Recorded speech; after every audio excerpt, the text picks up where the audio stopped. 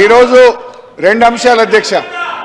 SC వర్గీకరణ మీద భారత సర్వోన్నత న్యాయస్థానం ఇచ్చిన తీర్పును బీఆర్ఎస్ పార్టీ పక్షాన మా యొక్క హర్షాన్ని వ్యక్తం చేస్తూ ఉన్నాం, స్వాగతిస్తూ ఉన్నాం.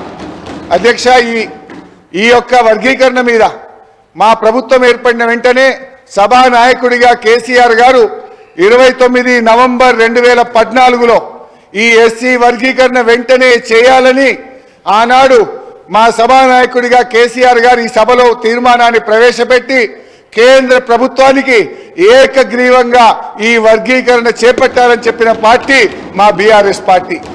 తీర్మానం చేయడమే కాదు అధ్యక్ష, ఎస్సీ వర్గీకరణను వెంటనే చేపట్టాలని ఆ తీర్మానం కాపీని స్వయంగా కేసీఆర్ గారే తీసుకొని ఆనాటి ఉప ముఖ్యమంత్రిగా ఉన్న నాయకులను, దళిత నాయకులందరినీ వెంట పెట్టుకొని వెళ్ళి ప్రధానమంత్రి గారిని స్వయంగా కలిసి దీని వర్గీకరణ యొక్క ఇంపార్టెన్స్ ను ఆ రోజు కేసీఆర్ గారు ప్రధాని గారికి వివరించడం జరిగింది.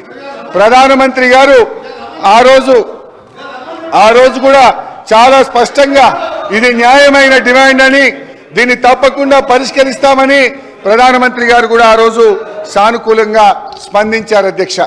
అయితే అధ్యక్ష, ఈ వర్గీకరణ పోరాటం చాలా సుదీర్ఘమైన పోరాటం. ఎన్నో త్యాగాలు జరిగినాయి.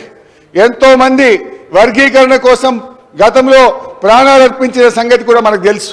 ఇదే గాంధీ భవన్ దగ్గర పెట్రోల్ పోసుకొని ఆ రోజు కొంతమంది మాదిగలు ఆత్మాహుతికి పాల్పడితే అప్పటి ప్రభుత్వం కనీసం వాళ్ళని పట్టించుకున్న పాపాన కూడా పోలేదు. కానీ ఆ మాదిగలకు కేసీఆర్ గారు మా ప్రభుత్వం వచ్చిన వెంటనే వారందరికీ ఎక్స్గ్రేషియా ఇచ్చి ఆ కుటుంబాలను ఆదుకున్న పార్టీ బీఆర్ఎస్ పార్టీ, మా నాయకుడు కేసీఆర్ గారు అధ్యక్ష.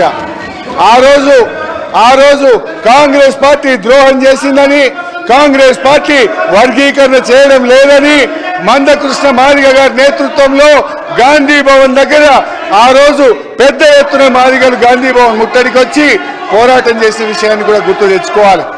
ఆ రోజు అమరులైన కుటుంబాలను కేసీఆర్ గారి ప్రభుత్వం ఆ కుటుంబాలను ఆదుకున్నది తప్ప గతంలో ఉన్న కాంగ్రెస్ ప్రభుత్వం ఆ పాపం అమరులైనటువంటి మాదిగ నేతలను పట్టించుకోకుండా వారికి అన్యాయం చేసినటువంటి పార్టీ కాంగ్రెస్ పార్టీ. బట్ ఏది ఏమైనా ఈ సందర్భం చాలా సంతోషమైనటువంటి సందర్భం. దశాబ్దాల కళ నెరవేరినటువంటి రోజు.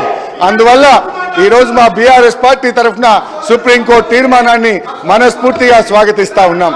ప్రభుత్వం ప్రవేశపెట్టిన స్కిల్ యూనివర్సిటీ కూడా మా బీఆర్ఎస్ పార్టీ తరఫున సంపూర్ణమైన మద్దతును తెలియజేస్తా ఉన్నాం. అయితే అధ్యక్ష, నిన్న గాని ఈ రోజు గాని సభ జరిగిన తీరు మా హృదయాలను ఎంతో గాయపరిచింది.